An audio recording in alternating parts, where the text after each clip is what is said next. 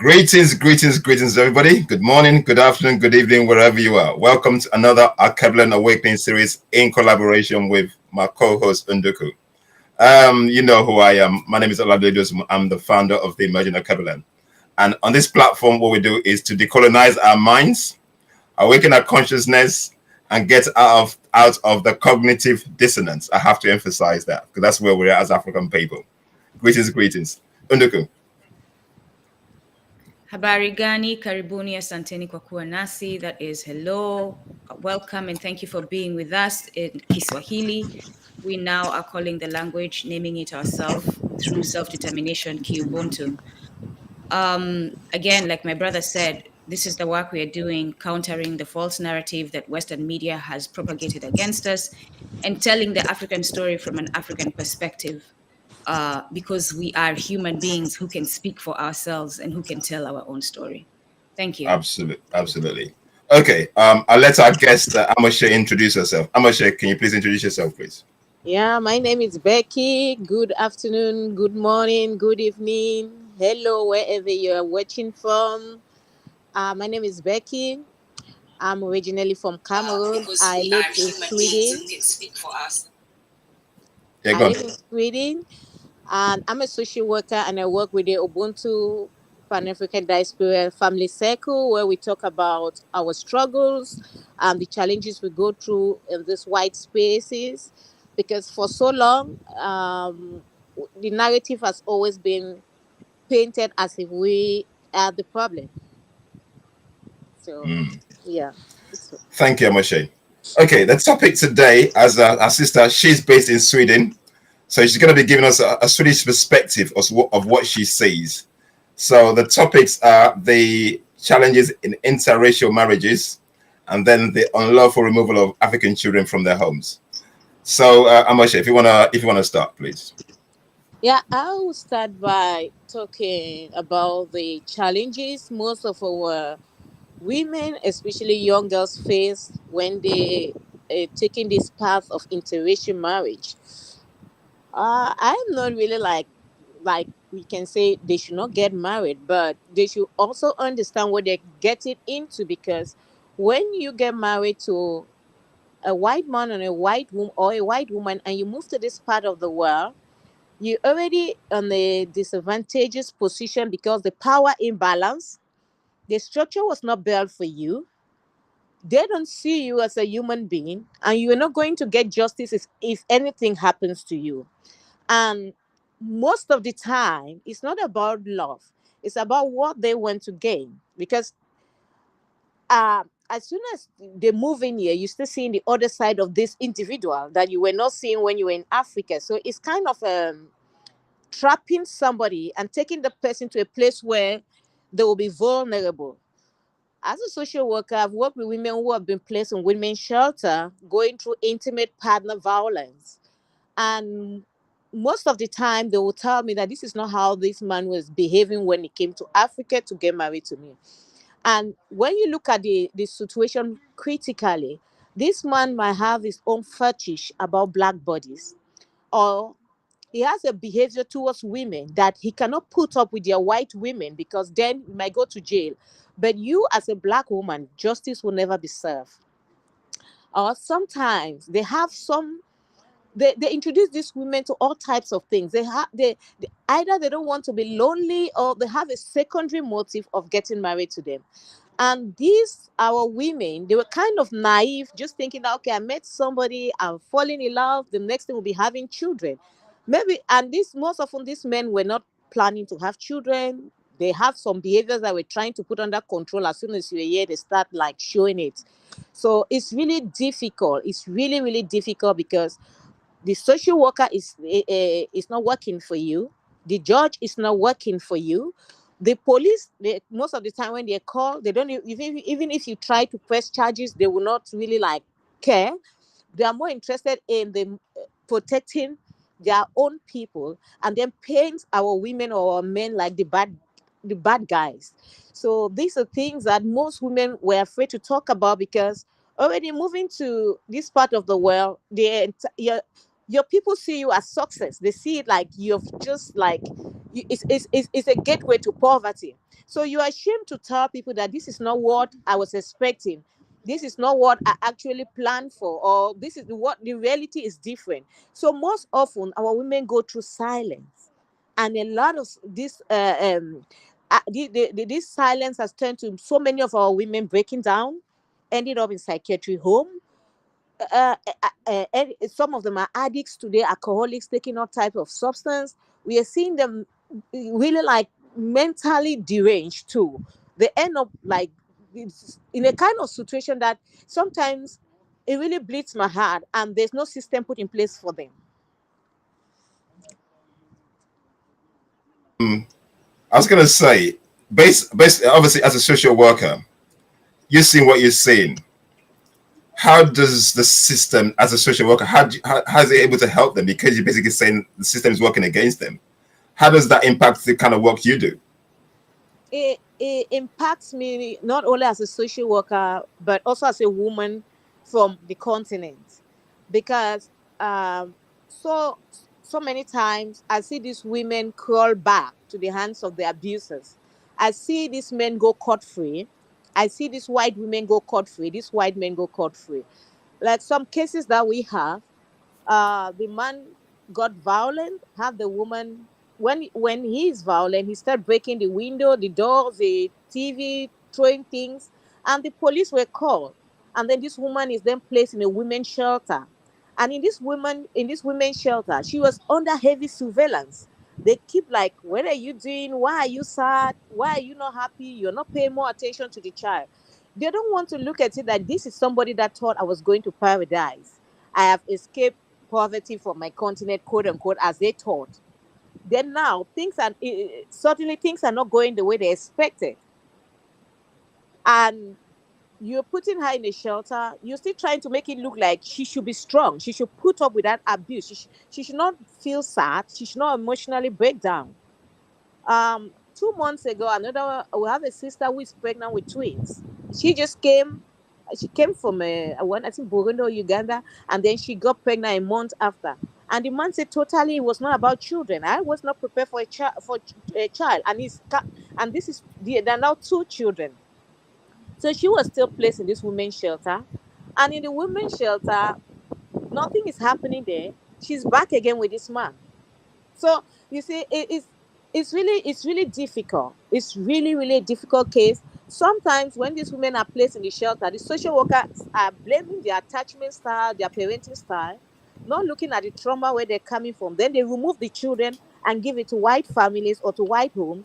Then these women now are left them nothing, and they end up breaking down. Most of the time when these women try to complain about things like the men are sodomizing the children, the social workers don't take it serious because they don't want to make it look like their people are the bad guys. We have cases of our brothers who were in relationship with white women, and the law in Sweden states that if you divorce with somebody in Stockholm and you have to move to another city, you hand your parental rights to the partner that has decided to remain in that city of divorce. But these women sometimes just go with the children, don't even care, and the courts cannot make them bring back those children. Sometimes they even limit these men from seeing the children, especially sometimes when the relationship ended in a kind of way like they want you once in a while to jump in there and do the needful, and you don't want to come there and do the needful. Maybe you've moved on, you have your partner now, and you need to sit up straight. The woman might decide to use the children as a way, or come up with allegation about you that you were abusing the children, and then they just cut you off from the lives of the children. So there's kind of power imbalance. The judicial system is kind of biased. It's not only in Sweden. We see other women who are in the Pan-Afrikan Ubuntu Diaspora group from Finland to the same thing, from Belgium, the same thing, from Germany. That is what they did to me. They just took they gave all the custody to my partner who is like 65, 75 years old, and they even restrict me visitation because they do. It's like what my people want is what my people get. Interesting. Unuku, you got any questions before? Yeah. You're muted. Sorry. So I know the video I had seen originally of you talking about this, you had mentioned Kenyan women. So are these women mostly Kenyan?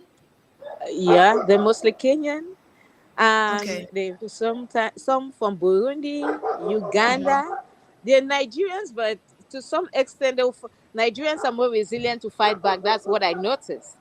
But with the Mm-hmm. Kenyan women, they leave this partner. And then at one point, they'll tell me, Sister Becky, I'm pregnant again. I said, okay, who is the lucky person? It says still another white man. So I said, wow. So it's like they after this kind of traumatic events that we went through, we fought back and forward.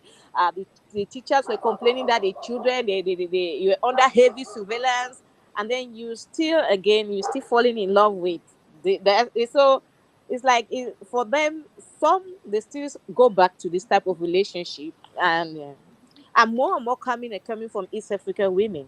When they contact us, they're coming from there.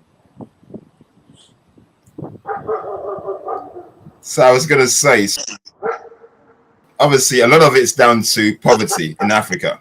Yeah. Obviously, looking for a way out of the continent.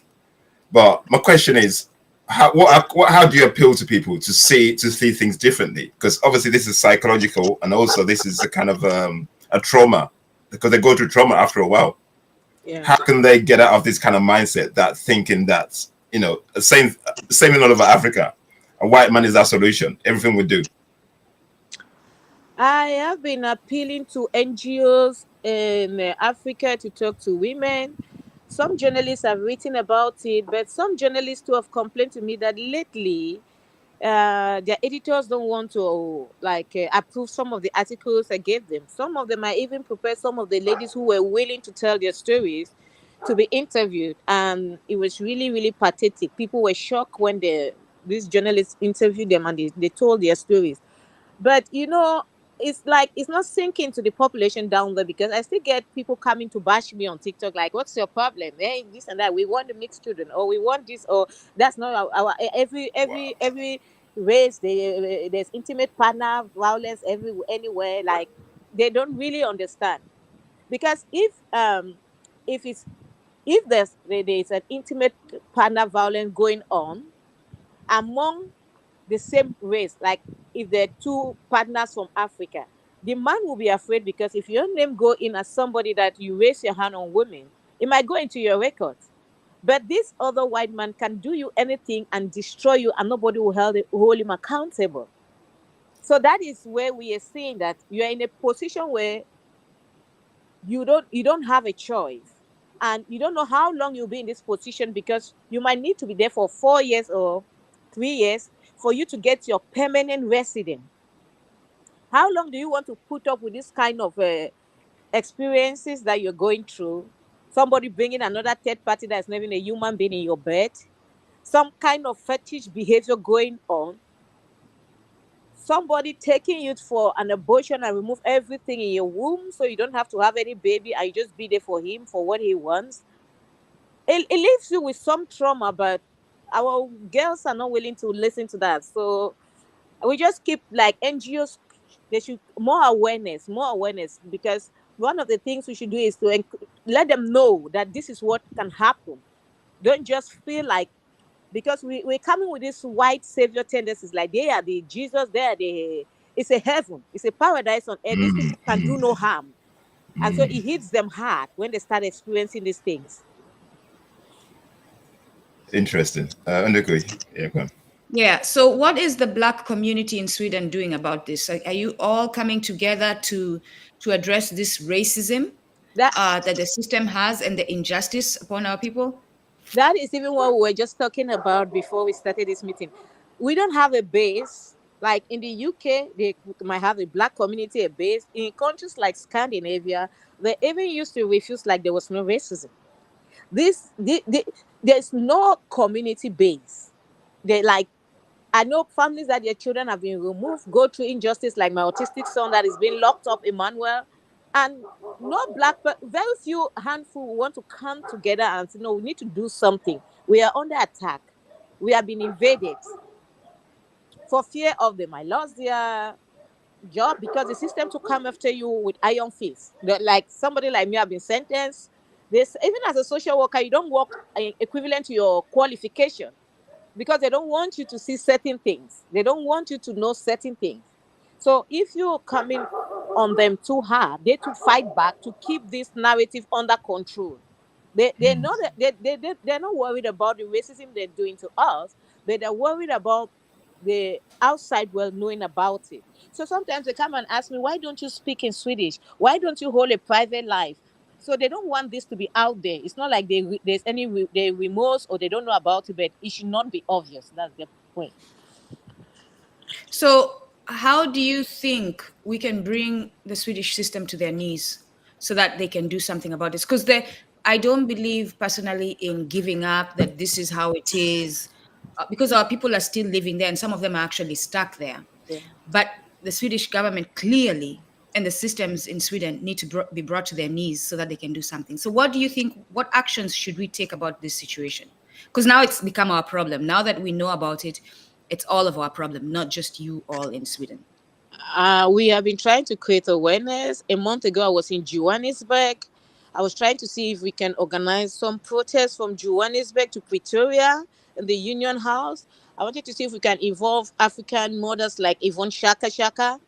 I've also tried to contact other radio stations to talk about it. I always accept every interview that come across my way. I try to like make sure I create time for it because I know it's still a voice out there to Mm. save our people. So we still, but it's not really like gaining impact because we in 2023 I did a demonstration in front of the Swedish embassy in London, but it was just 4 hours and the group really helped us to like bring out all this unlawful removal of children and Emmanuel, my son, that is being locked up, our children being placed on psychiatric medication, being institutionalized. Just take a child claiming that the parents cannot take care of the child with just no unlawful removal. So it's really like tough, but I think that if we come together, especially with countries like Nigeria, South Africa, Kenya, that is the hub of activism, I think we'll be able to break them. I was telling them in Johannesburg a month ago that if we take it 1 week straight in front of the Union House, they will be forced to do something. Because when we went to Geneva in 2022, they accused Sweden of systemic racism. The UN accused them of systemic racism. But the Magoro delegation has not bothered to come out and find if they have solved those issues because they complained that the difference is in the foster care statistics pose a problem. But yet they have not really tried to go down and say, okay, have they closed those institutions? Have they given them justice? So it was just all lip talking. So yeah, it's just lip talking. So how do we make them go on their knees? Like you said, it's one of my greatest like dream to see that come true because these victims need justice. Okay. I have some ideas. We can talk about it when we get off the broadcast. Okay. Yeah, yeah, Goladele, you have yeah.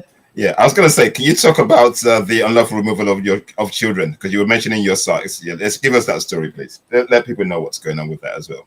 Yeah, that one is another big issue. It's just the new pandemic, removing of African children, constantly like claiming that they have a bad way of attaching with their children. A child with any developmental delay, like speech delay, or if the child even having a diagnosis, you blame it like it's bad parenting. Then it's not like you have the intention to help these children, but it's a multi-billion-dollar industry because they take these children and place them in white homes, they sentence them and place them in institution. And most of these children, when they turn 18, the ones without disability are sent back to the society and they're coming back as very weak adults. Adults who are emotionally very weak, who are maybe teen moms, addicts, and the rest engage in a gang-related crimes, and they're not doing anything to change the situation. We have thousands of African children in the foster care statistics, and these parents talking to them, there are people who are working and paying taxes. So you want to tell me that these parents cannot be taught how to take care of their children, or you're just taking their children, give to a couple so they can stay home, and the municipality is paying them that they're taking care of a white child, while the parents are working and paying taxes, and sometimes you even ask them to pay some kind of child support or some money for the placement. So it's kind of a modern day slavery.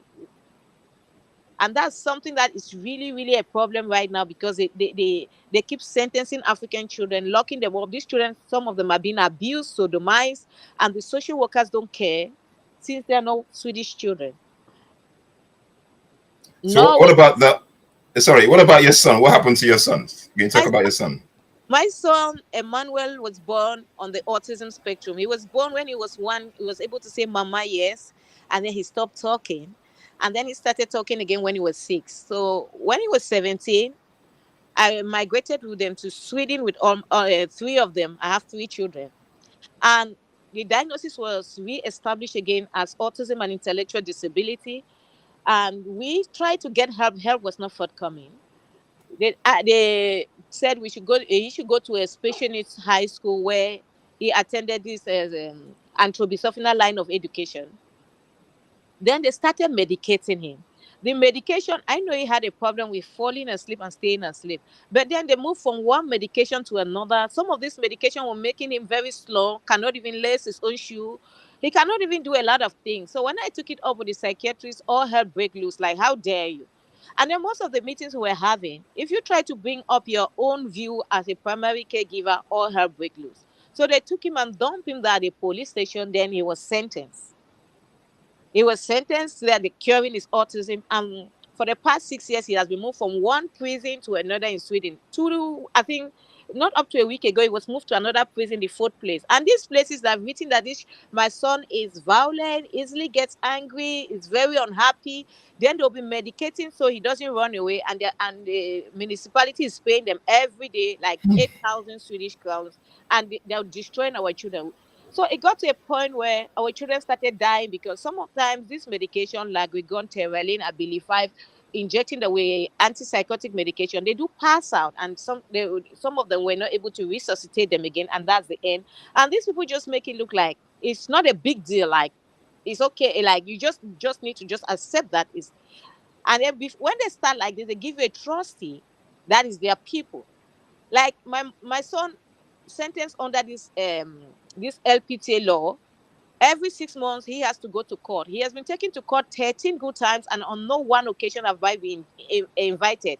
And this is me, a social worker, somebody with a master's degree in social work, specialized in interventions in childhood in Sweden. I've worked in Swedish healthcare for 10 good years, worked with people who are even more violent than my son on the autism spectrum. And yet, look at the way they're treating my own child.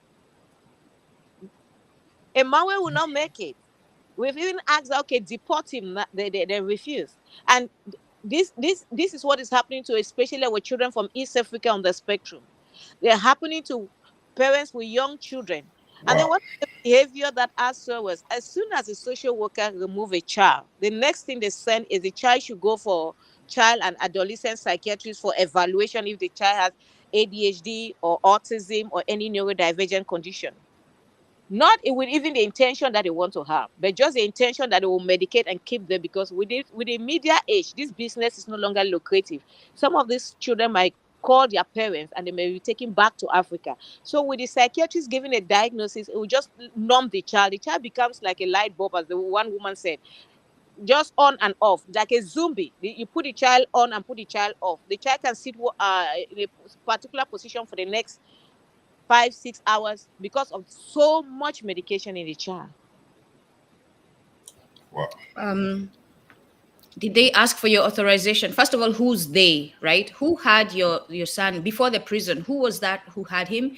And did they ask you for authorization before medicating him? No. Is that the doctor? What is the law? What is the law in Sweden regarding that? The law in Sweden regarding that, the primary caregiver, what they call Afrikan Children, but when you're an African, you don't have any collaboration. So far, I've told even some of my professors that collaboration between African primary caregivers and Swedish professionals like educators, hospital counselors, psychiatrists, psychologists, social worker is very poor.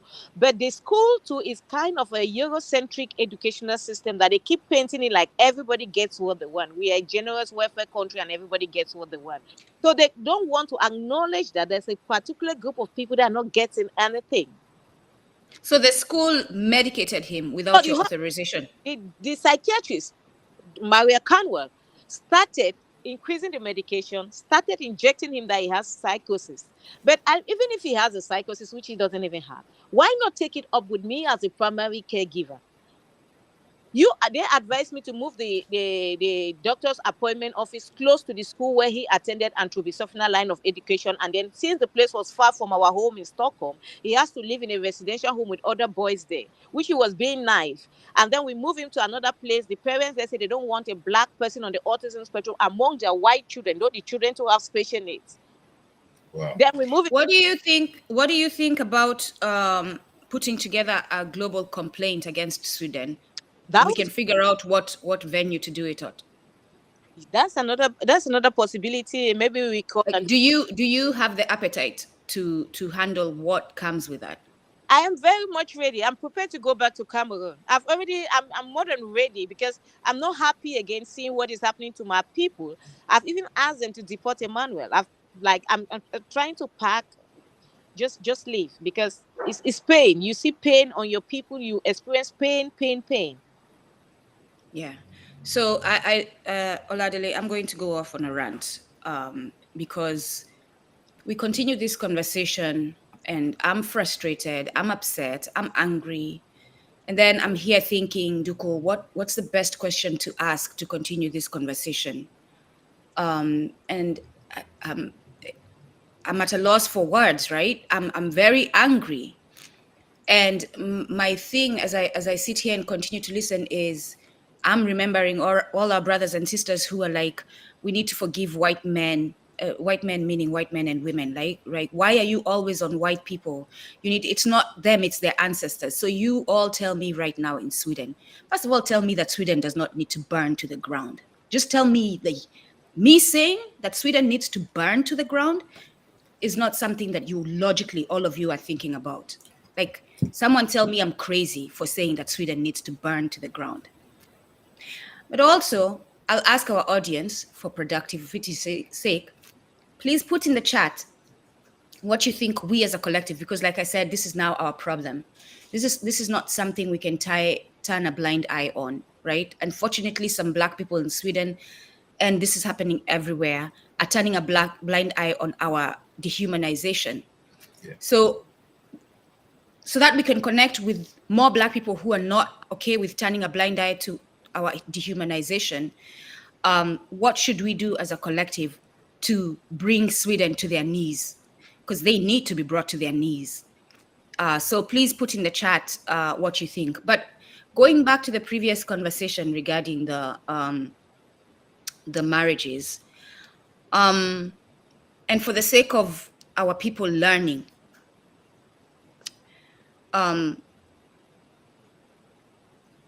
do you believe interracial marriages with white partners strengthen or weaken African communal unity and liberation struggles?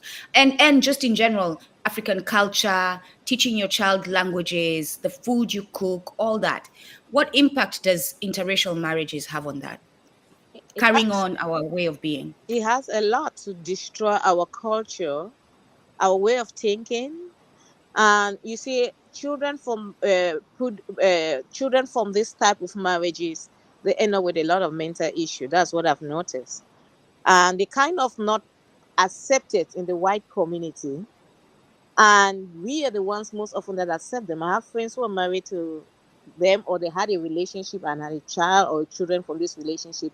Those children are more close to us. But though they are close to us, they don't really act like us. They kind of suffer from identity crisis. Like we're in between. We are not either here, but we most often accept them. They do. They don't accept them either. They don't really close to the people. They are the white side of the family, but they're more close to us. But there are certain things they don't put up with us. They don't know even our language. They don't understand our food. They don't understand our culture that we share the little we have. They're coming again with this egoistic tendency of me, mine, my things, my things. So sometimes I need to tell them that in Africa, whatever you have belongs to everybody around you. You need to share. We are in a collective setting. It's not an individualistic setting. So it destroys a lot. It really destroys a lot in this, in the children that are product of this type of relationship, and they also go through a lot of racism because, yeah.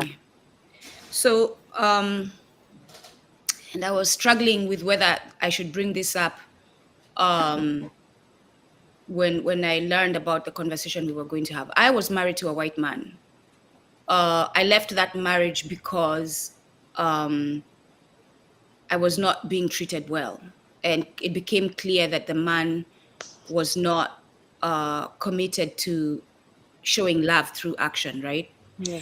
But I agree with you. My children struggle with identity, and we don't talk about it. And again, like I said, I was came into this cautiously, telling myself, "Be careful what you share, because these are my children. I have to protect them." Yeah. But the goal is to help us as a collective, as a global community.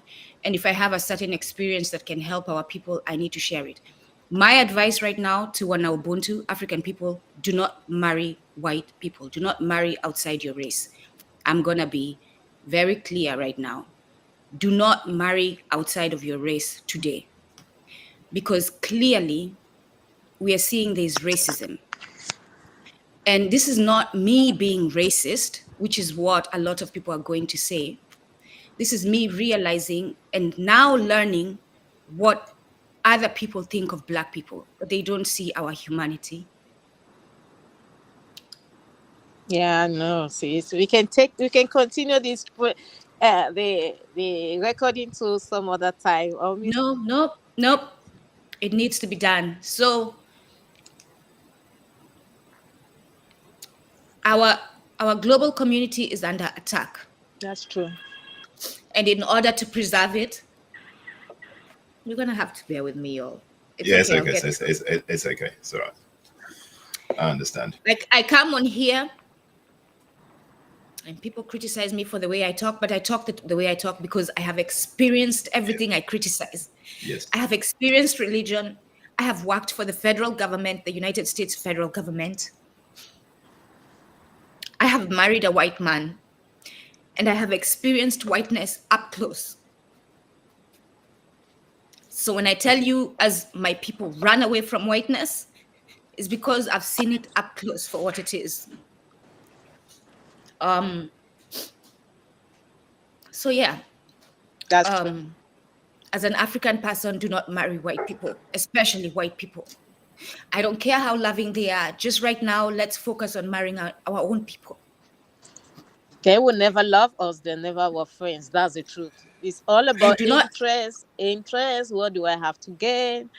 And it's the slavery never ended. They rebrand it. They gave it a new name, but the same thing is going on. It never ended. yeah. It never ended. I always say, when you know better, do better, right? So in my capacity working for the federal government and constantly hearing and constantly hearing, I was working for a law enforcement federal government unit, constantly hearing. And the reason why I'm not mentioning who they are is because legally they will come after me if I say who they are. So I can't mention on TV, on broadcast and public space who they are, but you put two and two together. And going for meetings and hearing how they're talking about Africa, knowing they're in Africa and the plans that they have for Africa, I finally had to sit at my desk and also we were fighting racism within the organization itself, because it's founded on racism, the organization itself. And again, put two and two together. So as an African coming from Kenya, I didn't know all this history. And because I'm raised Catholic, and a few times when I walked away from Catholicism, it was born again. So the same poison, different dressing, different packaging. And because I went to the school system that is British system, I have been conditioned to see whiteness as good. And I came to America seeing whiteness as good. I had friends who worked for the United Nations. Their families were doing well, and all they said was good things about the positions they had at the United Nations. So when I first came here, it was, and back at home, people talk about, this is great, you're going to the United States. And I didn't even pursue it. I was busy working at home until my father sent me a message, show up at the embassy tomorrow. You have an interview. I'm like, what? Yeah, your uncle got you a school. And that was it. And I was here.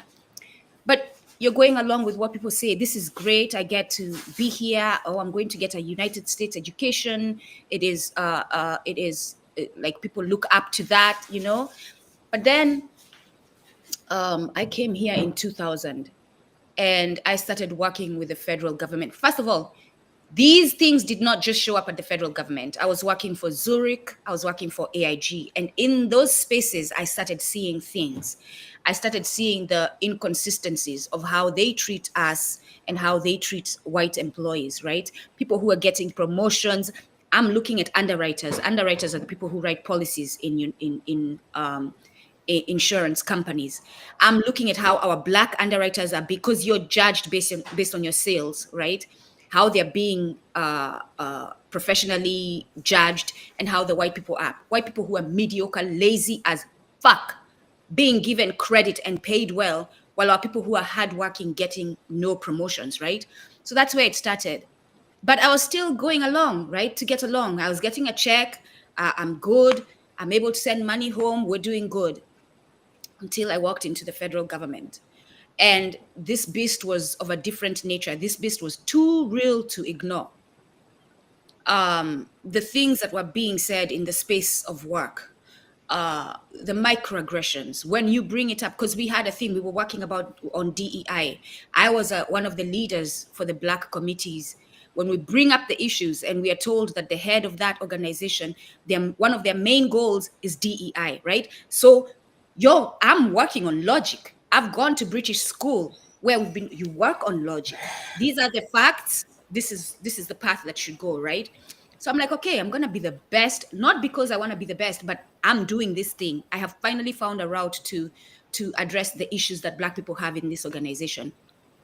In the federal government, it is true that the federal government hires, until Trump started firing, the most Black people, but most of them do not go past GS 11. GS is a grade scale for income. Most of them are GS 9 and below. Most Black people. And if they really, really do well, it's GS 11. I was one of the fortunate ones who got high. They're those one of the fortunate ones who get to 12. You have to fight for 13. White people slide into 13, right? White people make it all the way to 15 and beyond. Beyond meaning that they're so high, there's no GS level. That's where most white people in these federal entities are. So as a DEI rep, you have to mention this. So you bring it up to them when we have our meetings. Hey, why is there inconsistency with this? Why am I in the office in this city and the wall of executives who've led this office are all white when this city is predominantly Black, right? Those are the things I was bringing up and saying, you as a white man cannot talk to me like that. In these meetings, you as a white man cannot tell me what to feel about how you're treating me, right? But because I was speaking with strength, I was speaking with confidence, I finally knew who I was and was telling that man to his face, you as a white man cannot talk to me like that. They were so fragile, they ended up firing me. It started with 3 years of retaliation, because I knew in New Jersey, if I quit, I'm not getting unemployment. So I had to ride that wave. Horrible experiences. Had 2 surgeries in 2 years because of the stress level in that place. Finally, they fired me. And on that day, when my supervisor walked to my desk, I said, I knew the day was coming. I just knew that was the day. I was not surprised. And I gladly walked out. And you walk out with 2 armed law enforcement people behind you to walk you out to the exit.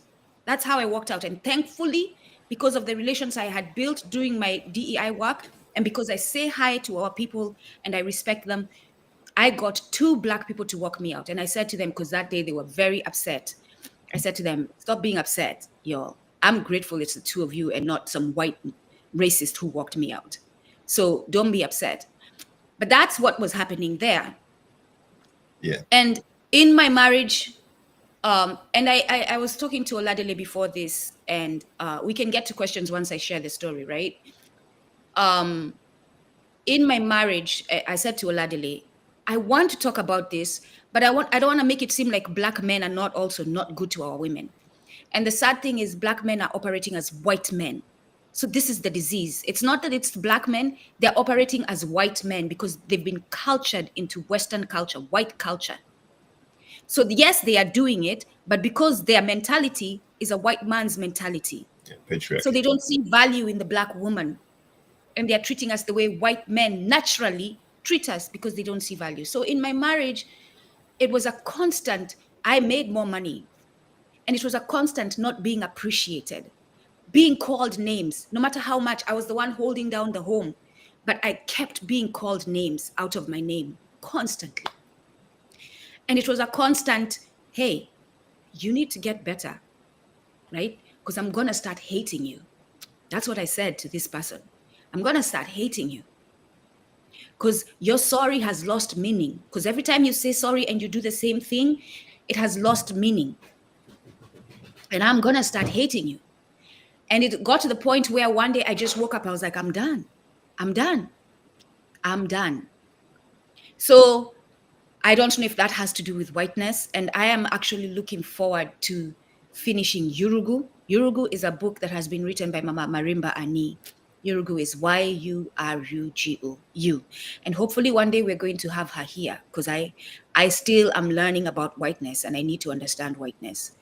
But I will say, I gave my backstory so that when I'm saying this to my people, you understand this is not just me talking rhetoric. This is me having experienced. And I've said the one thing I've never held back on is do not get therapy from a white person if you're black. I don't care how good they are. Your therapist should never be a white person if you're black. Never, ever, ever, ever, ever be. 100%, Never. 100% I agree with that. I don't care if they're related to John Adams and they were there, they survived it and they had children and all of them want to fight the black fight. I don't care. Do not, as a black person today, I am telling you from experience, and because there's reason behind it, logical reason, they innately hate us. They have been trained to hate us through generations. Therefore, when they sit with you and you're complaining about your struggles, they don't see your pain. They cannot relate. They're not able to help you.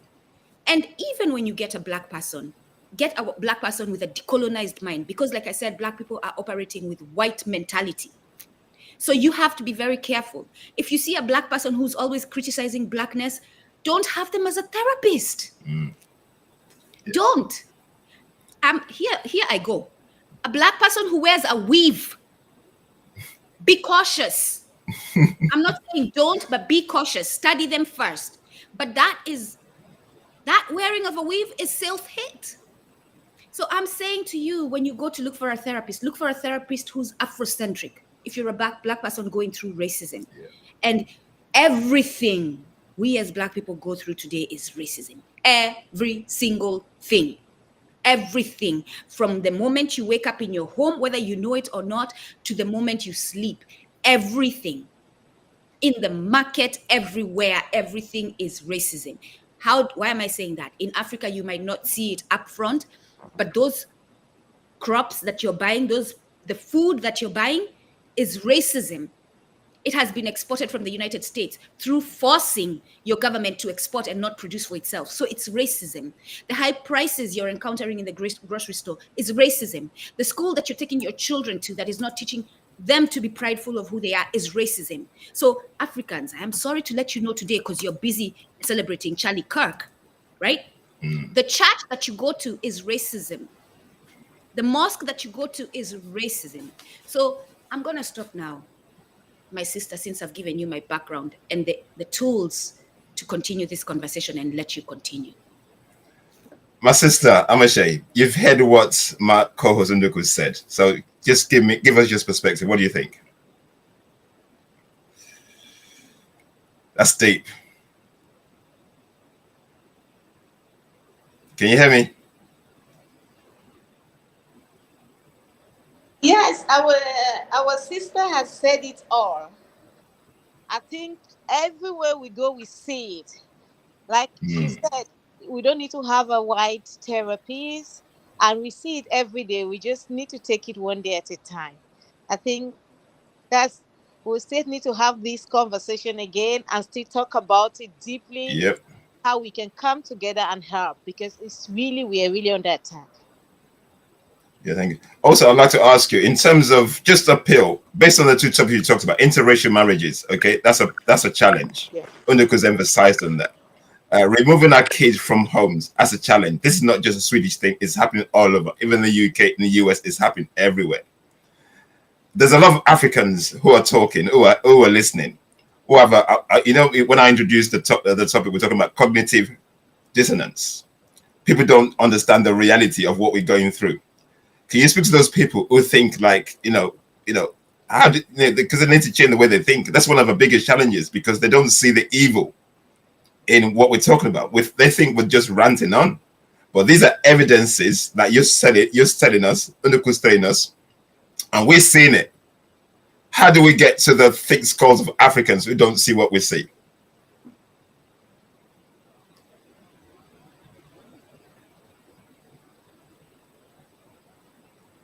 Can you hear me?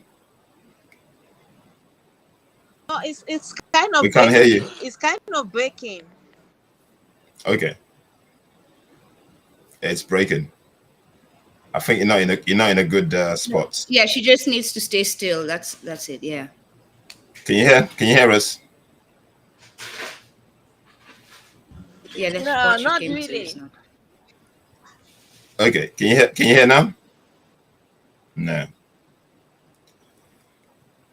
We're struggling. Okay. Nah.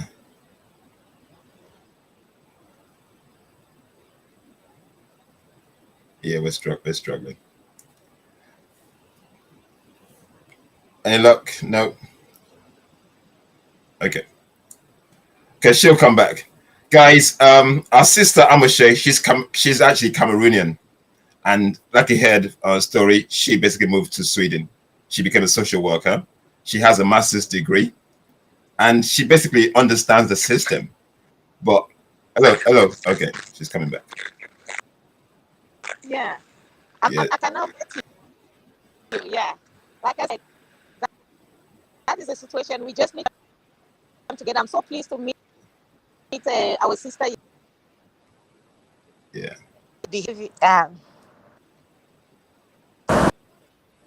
So we lost you. Yeah, try going off camera. Your audio will be better, and it's more important that people hear you. Just go off camera. Is it better now? No, not yet. No. Turn off the camera and then say something.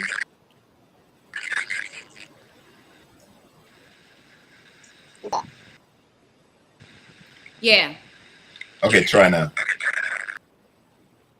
It's really good. We're getting a feedback now.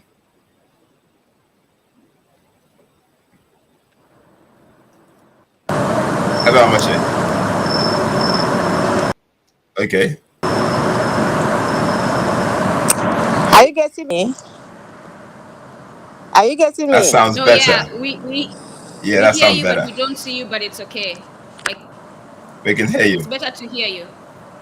Are you getting me? Okay. We can hear you. I don't know. Can you hear us? No. Okay, we're still going to get our sister back. But what we're talking about is basically the challenges that we Africans go through. Africa needs to work, and this is basically my bottom line. Africa needs to work, because if Africa works, none of us will be running around to these places that we call the haven. And sadly, when we come to these havens, they're not what we think they are. They're not. Unduku's given a story. I can say so much about this, but the West is not the place to be. The West is messed up, and their existence is based on what they instill from us as Africans. That is how they are surviving. Without the resources that is coming from Africa, the West would not be where it is today. The sad thing about all this is that we Africans are perpetuating the evil on ourselves just to back up the neocolonialism. we think it's good, we think it's a great thing when we're pushing capitalism. Capitalism is basically a butt of a joke against Africans, because for capitalism to survive, the joke is on us. So most of us are educated to come to these countries where they merely tolerate us. You can see Unduku's in the US. I'm in the UK. We understand exactly how subtle and how racist the system is, because we deal with it every single day. When we're talking, you think people will say, "Oh, you don't want us to come," blah blah blah blah. It's not that, but we have our utopia in Africa.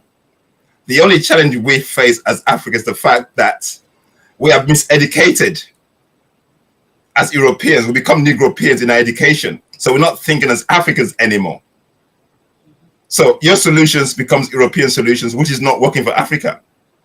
You're corrupted in the mind that you come to the West, everything you do is trying to buttress the white supremacy. That's what we're doing. So we come to all these places, and then we have to subject ourselves to all these challenges that we're going through. Interracial marriages, it happens. We go through that. You heard what the sister said. You heard what Unduku said. We're talking about the jobs. It's a challenge. I've been through that. I see the subtle racism, being the only black person in a meeting. I've seen it happen. So the bottom line is, we Africans need to wake up and fix our continent. If a continent is working, none of us will be here. We have everything we need to survive on the continent, but we Africans don't see it. And I say this all the time. We don't want to take responsibility to fix our continent. We're always looking from people from the outside who are going to help us. The people that come in from outside are only there because of what they're going to benefit. They're not there to benefit you. Only you can benefit you. And those of us who want to benefit us, and all you're thinking about is your own pocket. And this is the thing, individualism, it's not African. It's something we've learnt. We are meant to be African in what we do. We're meant to, and we talk about Ubuntu all the time. If we become Ubuntu minded in everything we do, all the challenges that we're talking about today here, it will not happen. It will not happen to us. But most of us do not see these things. We want to be part of all these things so badly. I call it a better past my neighbor. That you would do anything to basically subjugate your own human being. This is not us, intrinsically not us, but this is something, it's a borrowed behavior that's become us now. And look at Africa today. So much poverty, so much resources, so much poverty. Guys, we need to think, why is Africa the way it is today? Why are we at the bottom when we have everything the world needs? Yet we cannot use those resources to actually empower ourselves, not put it in the pocket of a few people, but using it to empower most of us. We're not doing that. All of you are trying so hard to be the best of this, best of that, based on a miseducated mindset.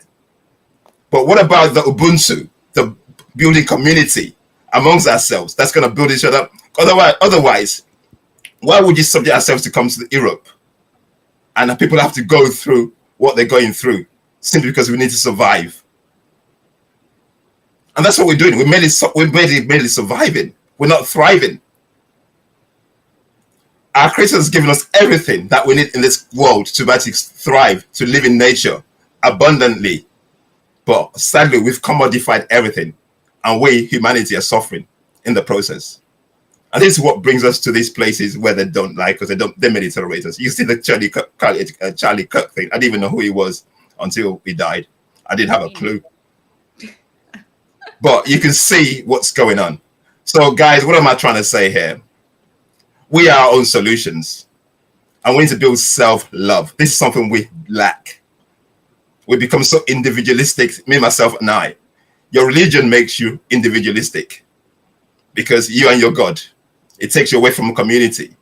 Your education, because you spend so much money in indoctrinating yourself, it takes you away from the community. You want to be, look at the education to start with. Education, it says you have to be first. First among who? Be the best among who? It turns you against your own fellow human beings. Trying to be the first in a classroom turns you against your own people. What about you learning together and all pull along together, learn together? Why not be able the best? What about the community in that? So this is what our channel is about. It's about decolonizing your mind and awakening your consciousness. We cannot continue to use the systems of our oppressors to develop ourselves. Sadly, our sister's, obviously because of connectivity, she's in space in Sweden. And I had to bring her on because I saw one of her videos that was going viral. She was talking about what she was talking about, how kids have been taken away from homes. And it's heartbreaking. It's emotional, as you can see in Nduku's reaction. So she had to tell her own story as well. This is what we're subjugating ourselves to. So guys, we need to build Africa. That's the only way. You can do whatever you want to do in the West. You can learn whatever you want to learn, but it's not the solution. The solution is back on the continent. That's where our melanin skin is meant to thrive, and we can never thrive on the capitalist system. It's not going to work. Because basically, all it does is concentrates the wealth in the hands of a few people, which is basically perpetuating the same problems that Africans are facing in the West. Kwame Nkrumah said, and somebody just put Kwame, oh, you put it there. Kwame Nkrumah said it. You don't look east, you don't look west. You have to look within yourself. Kwame Nkrumah said this. He knew exactly what was going on. He saw what other people didn't see. But look at us today. We're fighting each other just to be the best at what? Why are we not building communities? We're using this platform to appeal to people. Let's build community. This is basically what we're appealing for on this platform. Let's collaborate. And I'm talking about collaboration with decolonized minds, because not everybody is ready for this journey.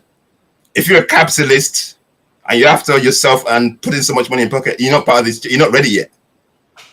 We need to build communities of like-minded people. People are willing to actually work together with your own people to build communities. Let's build together. Let's make Ubuntu manifest. I am because you are. You come together. I am. It doesn't mean you don't have to be the. You don't have to be the. You don't have to have the most. When you pull together, you know how far we go when you pull together. If you're on your own, you go so far. But when you pull together, we could actually achieve a lot more than what we have today. And this is why we need a collective Africa, a Pan-African, Afrocentric Africa, devoid of the Muzungus. Because the Muzungus in Africa are not there for Africa, for the indigenous Africans. And I say that categorically. They're not here for us. They're not there for us. They're there to buttress and to carry on the neocolonialism in Africa. So guys, that's my rant for today. It's sad that we lost our guest, but yeah, it gave us the opportunity to say what we need to say. And Nduku, thank you for sharing your story with us. Basically, I could see it was emotional. You struggled, but it had to be told. So yeah. I mean, the sister painted the picture clear. Yeah, like, and I could see you. Yeah. Like she painted and it's, these conversations are so angering. Like, if you're not getting angry, I honestly think you need to call a psychologist right now and make an appointment, because there's something wrong with you. As a Black person, when you hear us talk like this and you're not getting angry, there's something wrong with your brain, your mental state. There is absolutely. I'm not trained. I know I am not a psychologist, but through understanding logic, critical analysis, and how human beings should behave to survive for themselves, if you heard the story about Sweden and it doesn't anger you, something's wrong with your brain. And you do need to seriously sit with yourself and ask yourself, why does the pain of my people not anger me? Hearing about the pain of my people. But also, we need to do something about Sweden. Yeah. Because it's not like all those people are getting on a boat today and leaving, and we can say to hell with the white people there, may they burn to hell. No, because that is actually what should happen to them. May they burn to hell like yesterday. Right? If we could get our people, and today I can spiritually call upon the destruction of Sweden as an entity, I would do that. Why? Not because, oh, you're not human, oh, you're so hateful, Nduku, oh, you're such a racist. No, because they have dehumanized us.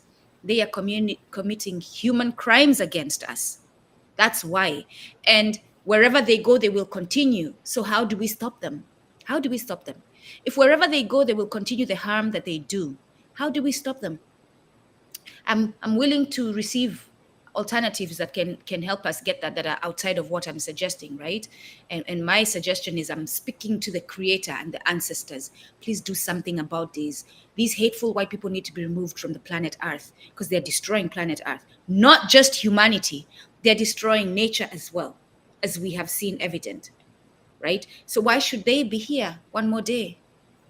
If a human being, their commitment constantly, or whatever calls themselves a human being, their commitment is to constantly destroy, have wars, destroy crops, know that there's climate change happening, but still continue to put out bad air into the I don't even believe in the climate. I don't believe in the climate right? change analogy anyway. Right? So because they created it. They're giving you vaccinations. They know that they've put poisons in. Again, medical apartheid. Read that. As a Black person, you must read that. You must read that so that you understand what happens when you walk into a hospital. And this is happening even on the continent. This is not unique to the United States of America. This is just the evidence that has been presented from the United States of America, but it's happening even in the continent. Yeah. So why we must understand that marriage is not only about love between two people. That's a lie that whiteness has told us. Yeah, that's That is not European. It's a European thing. Yeah. It's not just about love between two people. It is great when we have love between two people, like strong, loving feeling and caring feeling. But marriage in African tradition, in African culture, is about family, community, survival of a people. And this is something we are learning ourselves and unlearning as we continue, right? So don't come at me asking for perfection. I did not ask for perfection from you. I asked you to start moving away from this destructive way of being. That's what I'm asking. I'm asking you to take the first step. Walk out of Christianity. That one was an easy one. I'm not going to church anymore. Full stop. Yeah. Let me go through whatever process of mental decolonization and the struggle of detaching that I'll go through, but I'm not going back to church anymore. I'm not using the Bible to judge how I move anymore.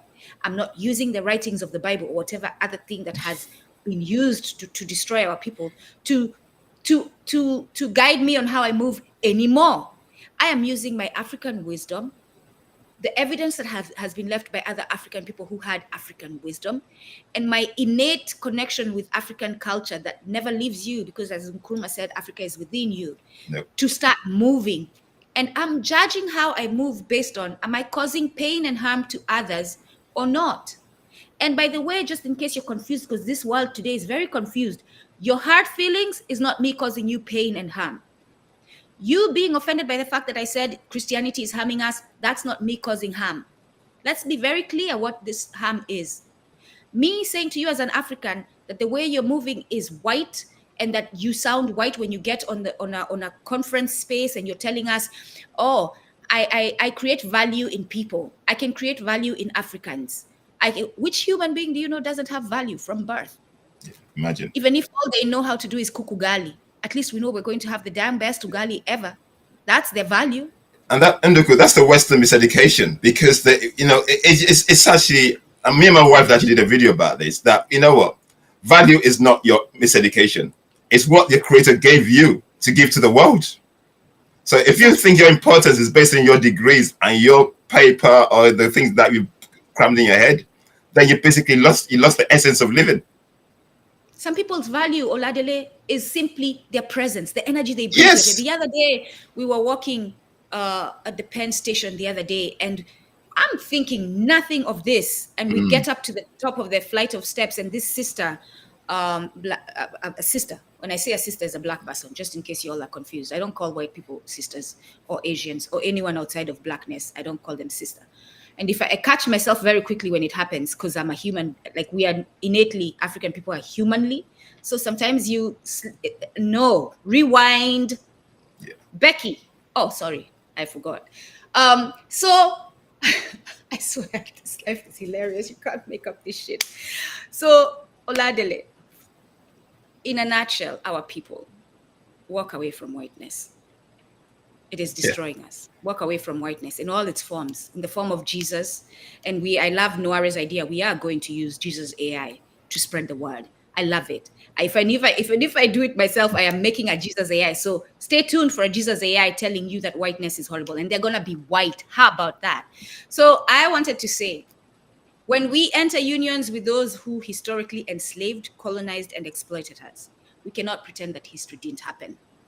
We cannot pretend that they don't have epigenetics in them of their ancestors who this is how they moved. Because, right? Look at them. Look at what they're doing. Look at, they're basically destroying everything. The evidence. Everything. The food we eat is being destroyed. It's being patented. Wars every time. Who creates wars? The food we eat. Now for sale. Water that should be free coming from the mountains is for sale. Yes, imagine our Creator gave us everything for free. He gave us everything in abundance for free, so we can live in abundance with everything. Now we commodified everything. Who did that? We Africans never did that. They created the economy of lack. Who did that? We didn't do that. So, and I'm going to address the issue of those who've already entered into these marriages, right? Because that needs to be addressed too, because we have to take care of our people mentally. I don't want you to get suicidal, because it will take you there. Finding out that you've been aligned with a group of people who've been killing your people will take you there. It will take you to a state of depression before you wake up and realize you can mend your ways and do better. What you did in the past does not have to define who you are today. So when we marry into whiteness, we often enter into relationships where African culture is silenced. There are people who still, like, they'll teach their kids the languages, but you know you're not operating in your full African self. Our languages are not spoken, which was the case for me, because I was worried to make my partner feel left out. Where our traditions are not passed on to our children, right? Because you're trying to accommodate the other culture as well. So you're doing that whole thing, but it can't happen. You can't do them both, especially because that other partner does not want them done, both of them done, right? The result is children who grow up disconnected, confused about who they are, and vulnerable to systems that will gladly erase their Africanness. And when we move to the West, the danger multiplies. Because now you're, especially in Sweden, man, I can't even imagine. See, the good thing about the United States, listen to that. Nduko has something good to say about the United States, is there are Black people around you, a lot of Black people around you. That's the good thing about the United States. I can escape to Brooklyn and be around Blackness. I can go to Philly and be around Blackness. Like, I have Black people I can go to spaces where I'm just like, yo, I need this therapy for today. In Sweden, I don't think they have that. It is vanilla everywhere. Yeah, sadly. So I really, today I'm feeling the pain of our brothers and sisters in Sweden. And elsewhere where whiteness is dominant, right?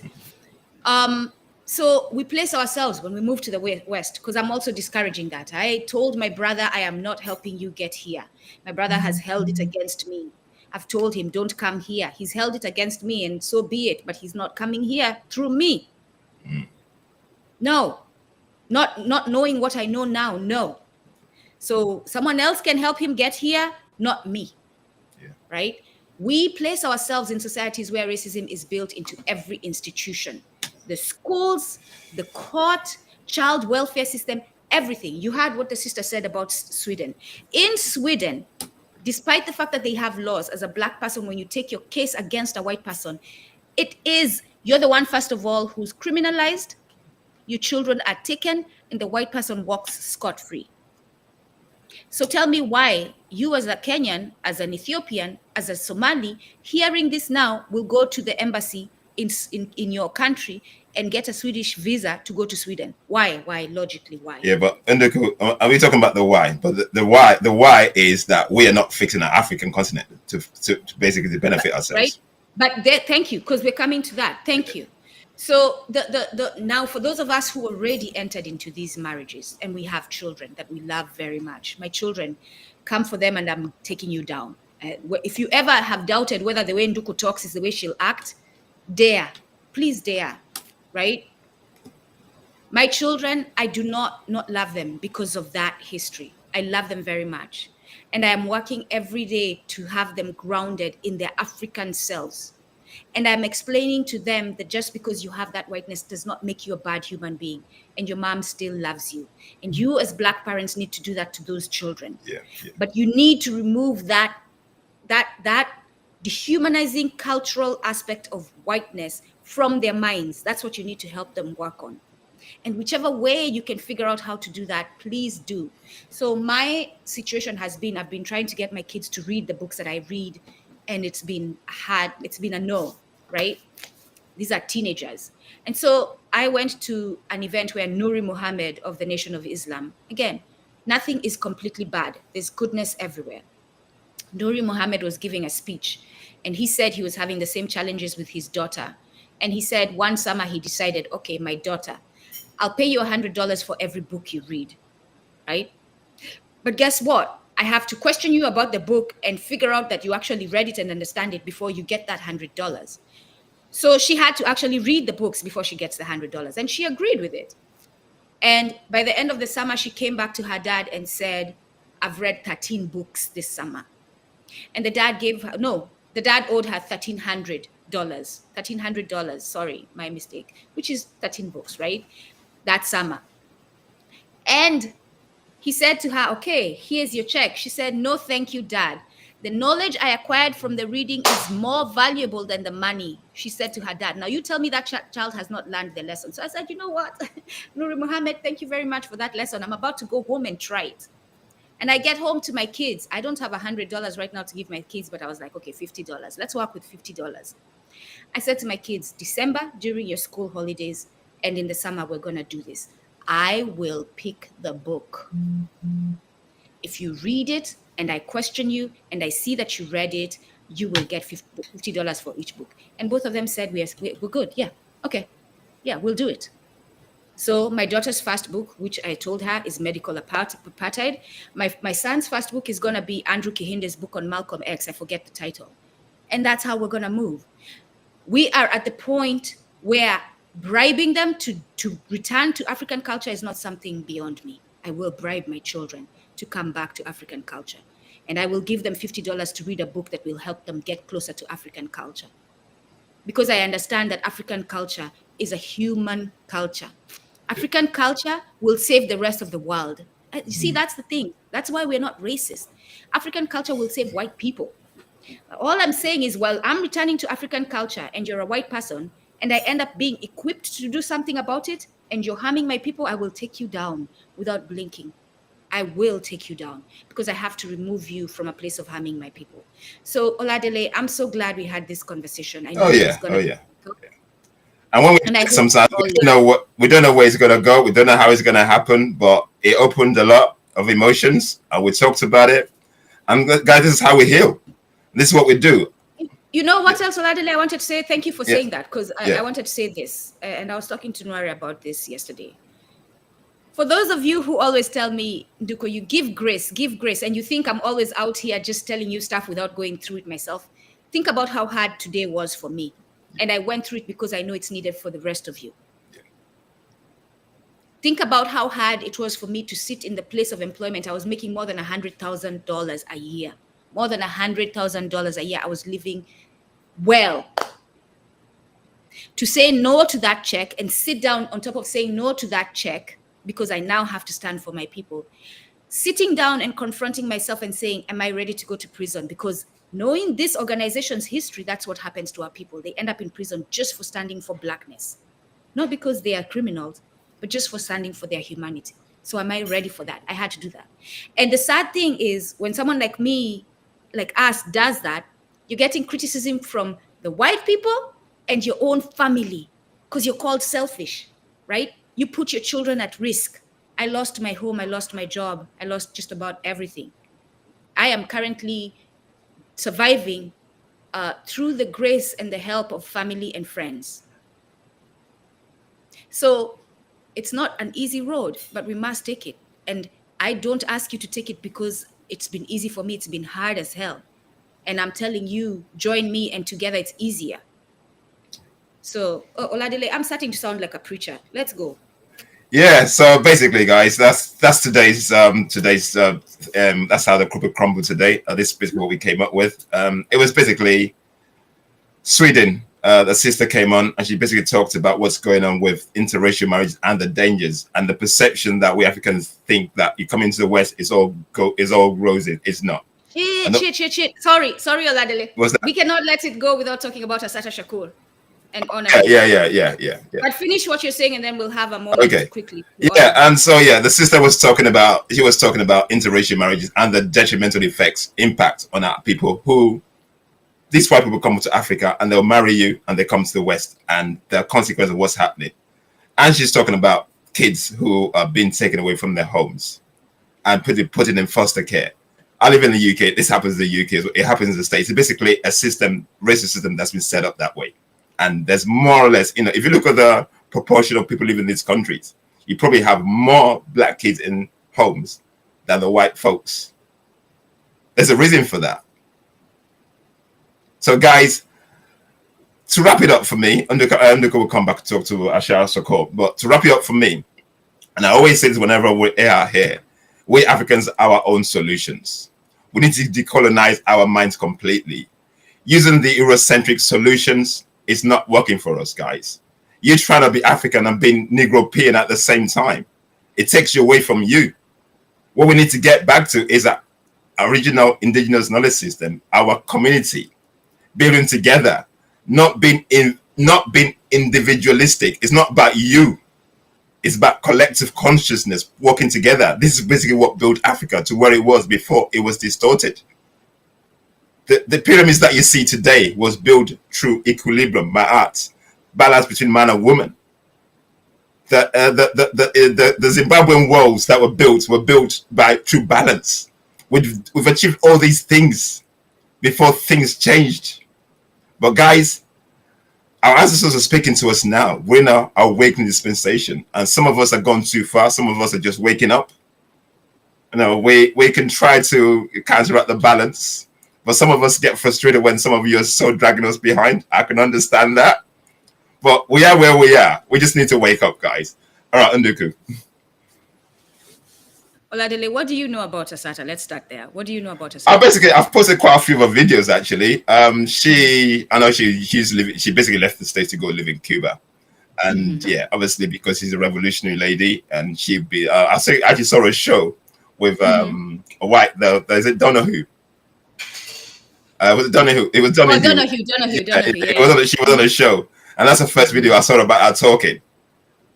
Yeah, so where she was basically defending, the Africans in America, and I think she was on a show with what's his name, Louis Farrakhan as well. Yeah, so obviously she's a firebrand, and I've basically posted about 2 or 3 of her videos on there. Basically, she's a revolutionary, and she had to forego the life in America to go live in Cuba. Yeah. So when you're revolutionary, when you see what other people don't see, unfortunately, the system doesn't work for you; it works against you. So, and it comes at a cost. It came at a cost for her, but she believed in what she was doing. She did what she stayed true to herself, and that's what I learned from the sister. Funny story. Where I was working, the first day I went into that office, I saw her on the screen as American Most Wanted terrorist, and I was like, "Why is this black woman a terrorist? Who is she?" I kept asking myself, right? That was back when I was still like mentally colonized, but still it didn't feel, I was like, these are all men. This is a black woman. What did she do, right? I didn't know her. And so years fast forward, I read her autobiography. So she was a member of the Black Panther Party, the Black Panther Party, Black Americans defendant advocacy group, that Black Panther Party, not Wakanda Forever, right? No. And not any other thing that's Black Panther. That Black Panther Party, that identified with Mau Mau, the Kenya Land and Freedom Army. They were inspired by the Mau Mau. It is in their writings, they admit it. The Mau Mau, all the way in Kenya, inspired the Black Panther Party here in the United States. So that you see, when you talk of ADOS and FBA, that we are the same people, and stop being confused. So while in the Black Panther Party, their phones were tapped all the time. They were being spied on through the COINTELPRO program of the FBI. They were spied on constantly, like their phones were bagged all the time. So the FBI, the United States government, any faction, don't just think it's the FBI, by the way, they all work together. And they don't just work together within the United States, they work together outside as well. So everything they're collecting, they're sharing with other partner nations, right? Because if you end up traveling to the UK, they need to take you down. So they're building a case against you there as well. And of course, clearly in Sweden, they are. So she is being already spied on. They know things about her. She starts noticing things like weirdness. So she realizes that they are being tapped, right? But that's not the point of the story. At one point, there's an incident where they are arrested. And while in the back of a police car, she's shot, and I'm looking to bring someone who knows more and who's more intimate. So if you all can suggest a guest that we can have this coming Sunday to honor her and speak of her, because I want our brothers and sisters back at home to know. I'm working on getting one. Oladile, you're welcome to join us for that conversation on Sunday. Yeah, no worries. Yeah, so please let me know. So remember, it just wasn't inspired by the CIA, FBI, deal with the Mama. Yeah. The CIA, the FBI, all those entities knew that the Black Panther was inspired by the Mau Mau. And J. Edgar Hoover's words were, we don't want a Mau Mau in the United States. Because if you all don't know what the Mau Mau did, the Mau Mau were business as far as handling the white person. And they were villainized for it. So white people would wake up to death upon the whole family, children to the father, because the Mau Mau understood after a while, yo, these people are killing us, and that child is growing up to be another killer. And they witnessed it. They saw these children grow up to be killers and oppressors. And so the Mau Mau was about eliminating the oppressor for real. There was no confusion about that with them. And there was an oath. And so imagine... Yeah, they inspired the Rasta movement, all that. That's why they wear locks, because the Mau Mau wore locks. So, and the Mau Mau wore locks, maybe spiritually, but also because they were in the woods, right? So the best way to manage their hair was to lock their hair because they were in the woods trying to survive. The last thing you want to think about when you're trying to survive and dodge bombs from UK planes is, my hair is not dead. No, you want it, I locked it, we're good, let's keep moving. The last thing I'm thinking about is my hair. So for the FBI and the United States government, yes, they're feeling terrorized by the fact that this movement of Black people is inspired by the Mau Mau who meant business. And if they get anywhere close to what the Mau Mau were, we white people here are done. So they had to stop them. So they're spying on them. Assata Shakur ends up in a police car. For whatever they had framed her for. I think it was in New York, they had framed her for breaking into a bank. If you all see the picture of the person they claimed to be her, it's not her. There's evidence that it's not her, and those cases in New York were dismissed. But they continued to pursue her as a criminal. And they finally shot her in the car and claimed, like, well, under that state, she took a gun and shot a police officer. So that's what she was framed for. She's taken to prison. Wait a minute. Is she taken to a women's prison because she's a woman? No. She's taken to a men's prison. Wow. And the story of how she was treated there, reading that book is hard. Is horrible. Again, we, myself, Oladile, speak to you about whiteness because we've encountered it firsthand. Because we have read about it. True stories, not just made up stories. We understand the beast.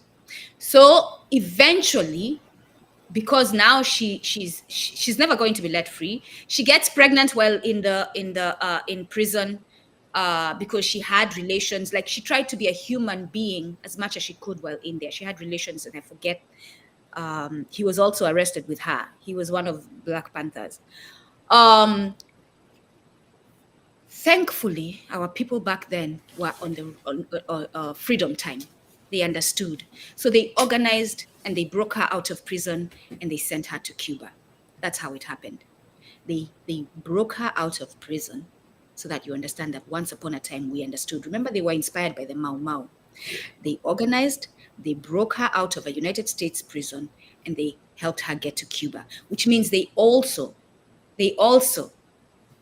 made negotiations with the Cuban government to have her find a safe space. And she found a safe space there. Unfortunately, she couldn't be with her daughter. She couldn't be with her family. Her partner, I believe, is still in prison. I believe so. I don't think he ever got out. Those of you who know, you'll tell us, because we're going to have this conversation for real. But I said to Noire yesterday, I was struggling with the posts on Thursdays when it happened, or at least when we all knew. Or was it on Friday? Fridays when we all knew. I think it's Thursday or Friday. I saw it posted. And because you all have become such trendy people on these social medias, I was like, I want to honor her, but I don't want to join you all in this trendiness. You all post about Palestine and all that. I'm exhausted and we're doing nothing. When I talk to you face to face, you're not really meaning what you do on social media. So I'm exhausted. So I was like, I'm not dirtying her in the relationship I have with her by posting a picture, just the picture, and saying rest in peace. So I didn't do it. And you can judge me for that, but that's the choice I made on Friday. I said, I need to figure out what to do because she does deserve honor. So we are honoring our sister, Asata Shakur, today. And we are thanking her for the sacrifices she made for the sake of our people. Because that's what she did. Remember, it was a Black Panther, a member of the Black Panther Party. What they were doing was fighting for freedom. They were doing children's breakfast. They were helping the community. They were standing with the community against police brutality. So like a case, police car would come in and the Black Panther show up. They'll be on the lookout. With their guns. What? Yeah. What are you doing in this? You know, like that's the stuff they did. So you can imagine how the white man is feeling about that. So we honor her. Yeah. We thank her. And we're going to do a better job at honoring her so that you all at home know who she is, because you need to know who she is, because she's one of us. And she is now an ancestor, and may she take place in my soul, please. Ashe. I know. Find your place in my spirit. And inspire. Saying what you said there, actually, and you know, Asante Shakur basically stands for what we as Africans should be doing for ourselves, being a community. The Black Panther Party was a very, very good example of having each other's back, standing firm in this space, in the face of oppression. And this is what we Africans are not doing. This is what we're becoming so sensitized to, all the lies and the rubbish, that we just don't see these things. She lost her job. She lost her family. She couldn't be with her daughter. Yeah. She lost her freedom. She couldn't move freely. Yeah. But guess what, Oladele? What happened this week? Yeah. She died before the white man, the oppressor, got her again. Yeah. She died a free African woman. Yeah, I like that. I like the way you said that. And they, guess what? Guess what? They will never get her because she's in spirit form right now. Right now, she's an ancestor. She's an ancestor now. She's gonna be guiding us. That is something to celebrate and hold her up for. Yes. She did not die in the arms of the oppressor. You're a white man. I hope you do well this week with your fragility, because it's gonna be a rough ride. Because we are going to be celebrating her. Thank you, Oladile. Thank you guys for being part of this series. I'm sorry that the sister dropped up, but she gave us enough nuggets and enough information to tell us what's going on in Sweden. Just share this. Kumbukeni, the emerging Alkebulan. We got a lot of stuff out there. We're putting all this stuff on there for you to be educated. We're not doing it for the sake of doing it. It's about education, understanding how we get here, and understanding how we need to get away from where we are to where we need to be. And the solution is building Ubuntu Africa, Afrocentrism, Pan-Africanism that works for all of us, guys. That's basically the aim. The white spaces are never gonna free us. They're gonna keep oppressing us. Anyway, guys, have a nice evening, and thanks, guys. And we'll see you. Yes, we'll see you next week, or in 2 weeks' time, or next week actually. Yeah, we'll be back next week. Okay, take care.